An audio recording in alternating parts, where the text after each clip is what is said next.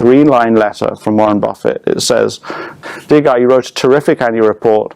I can't remember, something about my returns. You must have a lot of very happy investors. Full stop." You know, and I looked at this letter and fell to the floor, and my heart was palpitating, and I couldn't get up for half an hour. I was blown away, just blown away. I couldn't believe it. I now want to just give you as a sort of examples 2 people who've invested in the sort of non-financial side of the balance sheet, kind of in an industrial fashion, to show how it can be done really, really well. And the first example that I want to give is perhaps less well known about Mohnish Pabrai in these circles, is the Dakshana Foundation. So Mohnish Pabrai is extremely open. It's very easy for anyone here to get a hold of his annual reports. When his net worth went above $50 million, he basically committed to giving away 2% of it to charity every year.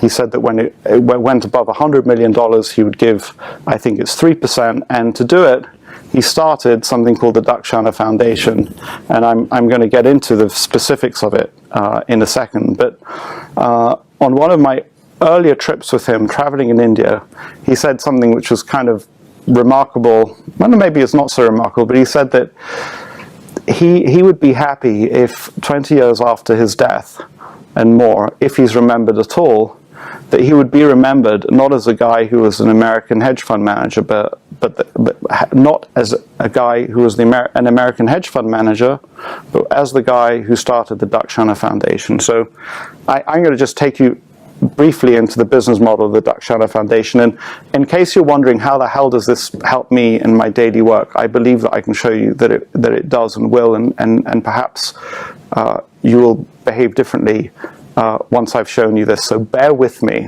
You think I'm going on, it's a long loop, but it comes back specifically to the work that we do in our offices as financial analysts. So India's got lots of poor people, people who live on subsistence income, sort of like less than $1,000 a year. India also has some of the best MITs and ETH equivalents called the IITs of India. Bill Gates has said that if you had to hire from only one school, it would be the IITs of India, that some of the best engineers have come from the IITs of India. And you can imagine, to get in there is an extremely competitive exam.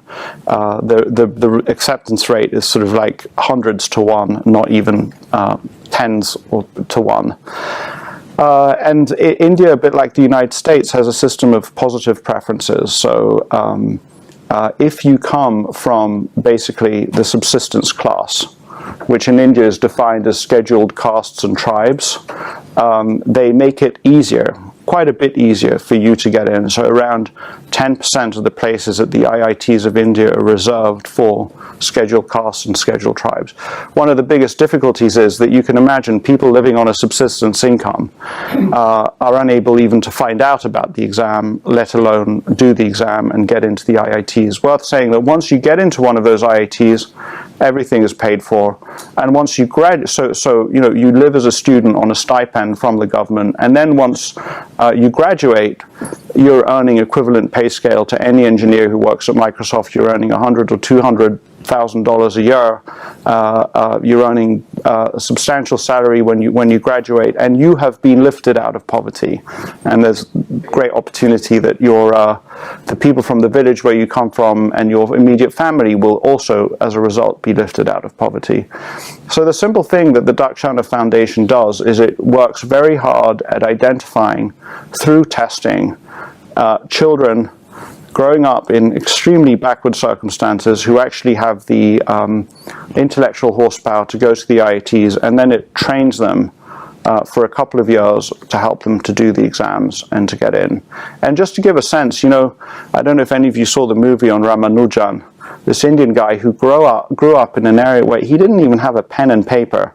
And it turns out he's one of the world's most brilliant mathematicians. So just the idea that people are growing up in poverty doesn't mean that they're not smart. So Dakshana has been running now for 6 or 7 years, and the first batch of students that they trained about 40 or 50 students. There were 1 or 2 who got into the IITs. Even those who didn't get into the IITs had much better outcomes than they would have had if Dakshin had not touched them. And at this point now, I believe 6 or 7 years into it, they've trained, they've pushed, they've prepared people, more than 2,000 people for the IIT exams. They've got, I don't know, more than 100 or so who've been through the IITs, and a number of those IIT students are now in high-paying jobs. There's one actually that I met up with recently. He's an engineer at Google. So now just think of one of those individuals and what they think about Mohnish Pabrai and what they think about Dakshin. The gratitude that they have is, so if you think about when I write a thank you note to somebody, the goal is to give that person a very, very tiny pit of joy. It's like, wow, somebody thought enough about me to spend a second to appreciate me. Think of that as a kind of a minuscule amount of sort of like gratitude, feel-good connection. Those people, so what Mohnish has done is he's on an industrial scale. First of all, he's helping people. He's helping people lift themselves out of poverty.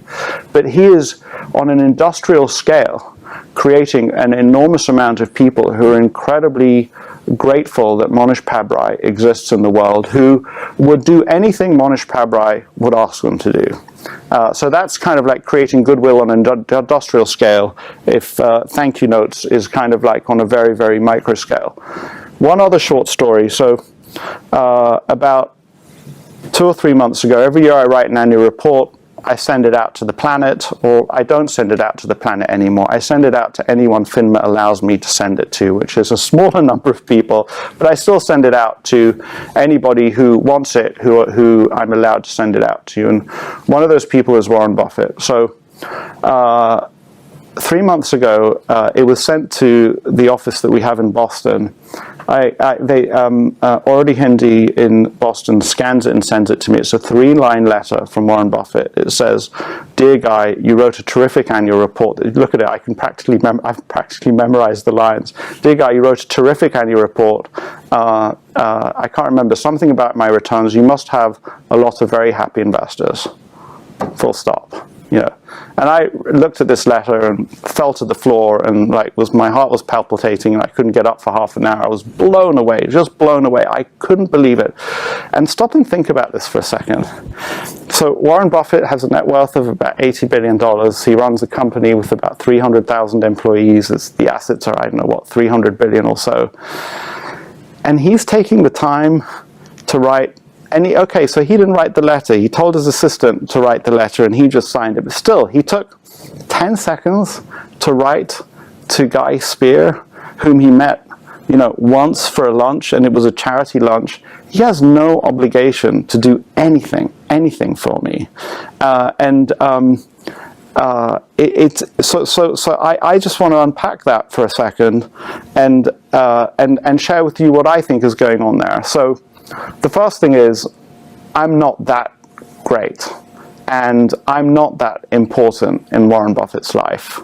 And if I am certain that if he sent me that letter, I think that in 2017 alone, he must have sent at least 10, if not 50, maybe even 100 or 200 letters that probably have exactly the same 3 lines. And I happen to know Nick Sleep in London has received a similar letter from Warren Buffett when Nick Sleep closed down his fund. So what is Warren Buffett doing by doing that? And I've learned, study the moves of the masters. When you see a duffer play chess, their moves are very shallow, and they fall apart very quickly. And when you see a master play chess, the moves have multiple layers of meaning, if you like. You can see it in 18 different ways. And I think that this move of sending, in this case, Guy Spier a letter, is profoundly smart by Warren Buffett. So what was Warren Buffett doing? He was saying, you know what? Guy's not such a terrible guy. He doesn't have Omaha numbers, but he's not ripping off his clients.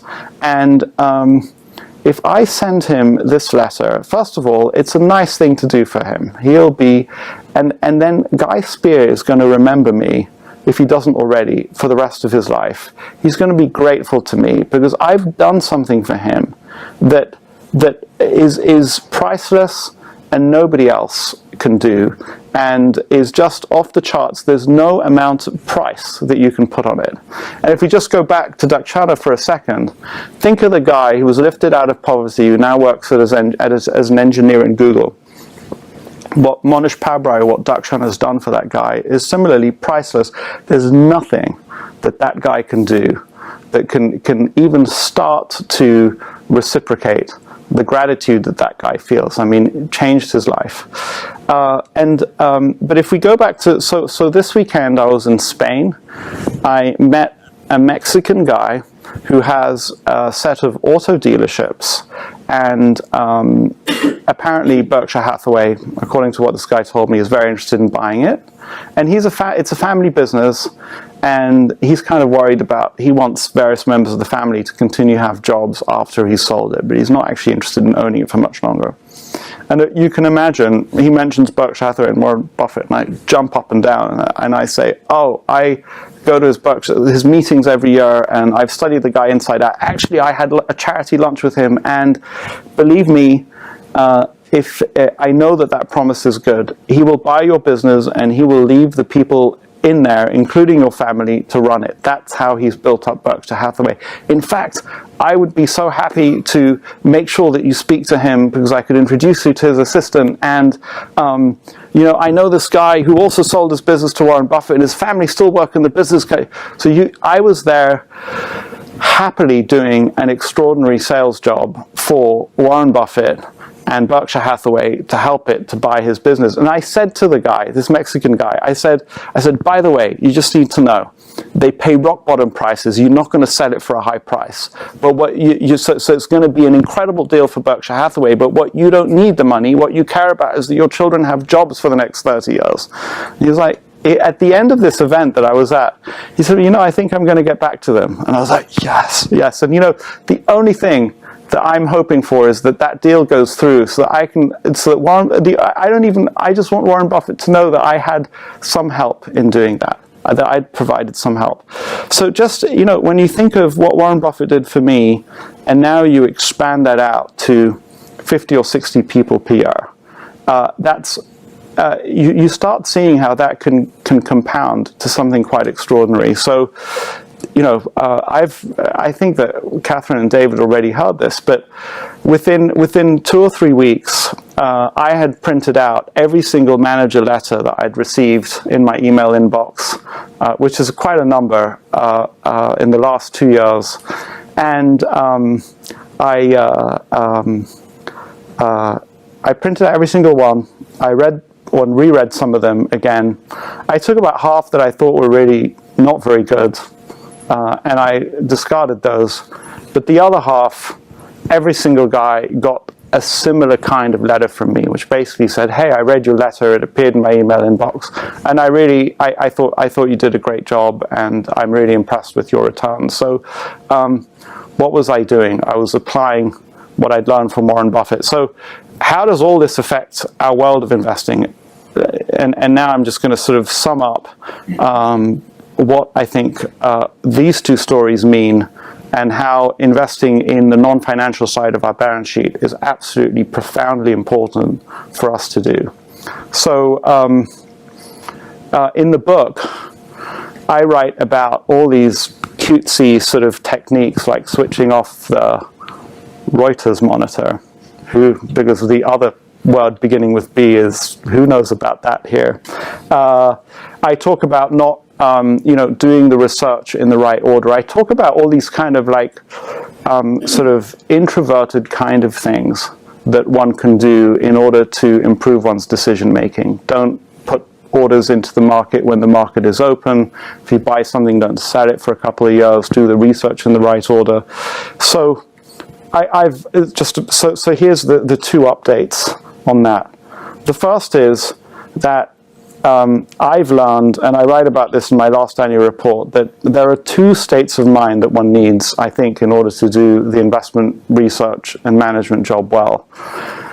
The portfolio decision making is something that should take place from a place of calmness, sort of like maybe a farmer mentality or the crop gatherer mentality, where you're watching your crops grow, you're sitting meditating in the room, examining the facts, thinking about stuff. That is the right state of mind, perhaps a lean back mode. And that's what I describe in the book, and that's what I was hoping to achieve by coming to Zurich, separating my work office from my library.